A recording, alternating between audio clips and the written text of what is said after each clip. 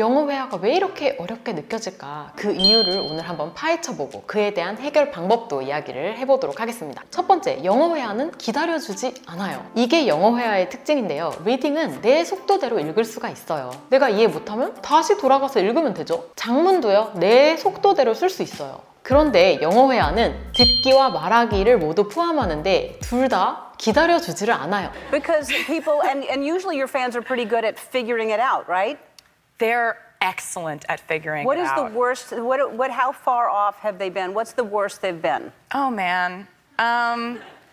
Well, there were some fans that thought I had something to do with Avengers Endgame. 듣는 것도 기회가 한 번이고 빠르게 지나가잖아요. 바로 못 알아들으면 Could you say that again? 다시 물어봐야 되죠. 근데 또 계속 물어보기도 그러니까 이제 그냥 대충 알아들은 척하고 웃고 있는 거잖아요. 그리고 우리가 말을 할 때도 앞에서 상대방이 기다리고 있기 때문에 물론 말을 할 때 그렇다고 해서 지나치게 급하게 할 필요는 없죠. 우리가 또 많이 하는 실수잖아요. 상대방이 충분히 기다려줄 수 있는데 기다리게 할까 봐 막 마음 급해서 더 말 못하잖아요. 근데 그래도 한 문장을 말하는데 막 1분을 기다릴 수는 없거든요. 원활한 대화가 되려면. 그러면 사실 이게 무슨 말이냐. 우리가 바로 1초, 2초 만에 바로 반응을 하고 알아듣고 한다는 거는 거의 무의식적인 행동에 가깝거든요. 이 문장? 문법 틀리나? 맞나? 이 단어? 뭐가 적합하지? 이런 거를 생각할 시간이 있을까요? 없을까요? 그럴 시간이 없어요. 그러니까 이 첫 번째 문제에 대한 해결책이 뭐냐면 무의식적인 습득, 이 해결책인 거예요. 많은 분들이 영어 회화를 더 어렵게 느끼시는 이유가 영어 회화를 너무 의식적으로 우리가 접근을 해서 그래요. 우린 항상 영어를 그렇게 의식적으로 접근해 왔으니까 이 문장에서 이 단어는 뭐고 이 전치사는 뭐고 막 이렇게 뜯어보면서 해왔단 말이에요. 물론 때로 그렇게 할 수도 있어요. 하지만 훨씬 더 많은 비중으로 그냥 무의식적으로 언어를 노출시키고 접해야 돼요. Don't force yourself to try to understand if you can't understand. Move on to new material, bringing in new words, bringing in new contexts, some of which, again, which you will understand, some of which you won't understand. And I think it's very important that we have that sort of an attitude. I've said in other videos, experienced language learners accept uncertainty, accept that they don't fully understand, and yet they keep going. Don't force yourself to try to understand if you can't understand. Move on to new material, bringing in new words, bringing in new contexts, some of which, again, which you will understand, some of which you won't understand.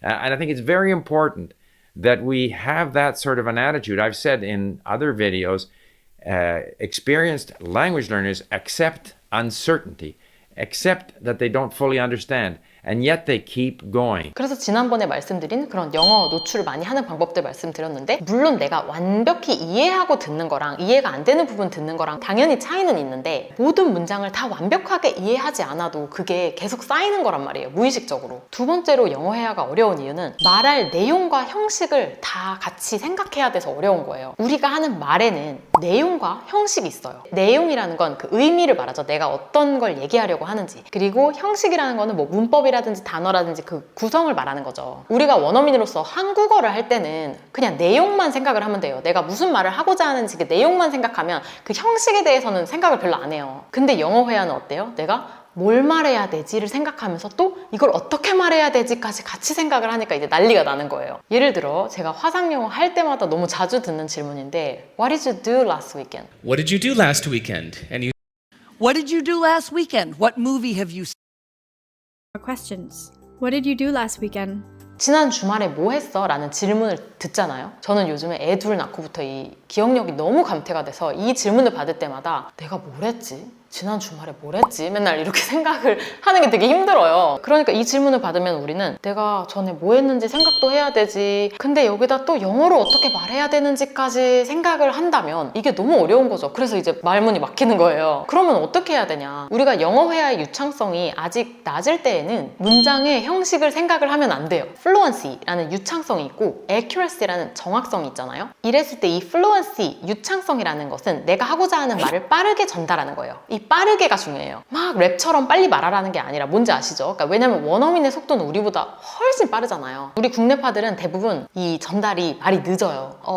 I think yesterday 막 이렇게 가거든요. accuracy는 정확성이에요. 내가 얼마나 정확한 문법을 말하고 얼마나 정확한 단어를 거기서 선택해서 쓰는가. 근데 우리가 영어 회화 경험이 많이 없고 유창성이 낮을 때는 이 accuracy 정확성을 생각하면 안 돼요. 왜냐하면 accuracy를 생각을 생각을 하면 플루언시가 낮아지거든요. 우리가 accuracy랑 fluency를 처음부터 한 번에 늘릴 수가 없어요. 근데 저는 정확도도 높이고 싶은데요 하면 이 뒤에 또 말씀드릴게요. 여러분이 실전 영어를 할 기회가 있을 때, 뭐 화상 영어를 할 때 어떻게 해야 되냐면 그냥 내가 하고 싶은 말, 그 의미만 생각하시고 내 형식을 완벽하게 정확하게 말하는 것에는 최대한 신경을 쓰지 마세요. 어차피 화상영어 같은 경우 1대1로 대화를 하니까 주변 사람 의식할 필요 없잖아요. 그러니까 편하게 말하시고, 원어민들은 사실 그렇게 깐깐하지 않아요. 내가 보기엔 많이 틀렸어도 원어민들은 틀린 게 없는데? 이런 경우도 되게 많거든요. 근데 여러분들이 저는 accuracy도 높게 얘기를 하고 싶은데 그럼 어떡하죠? 라고 물어보신다면 저는 이렇게 생각해요.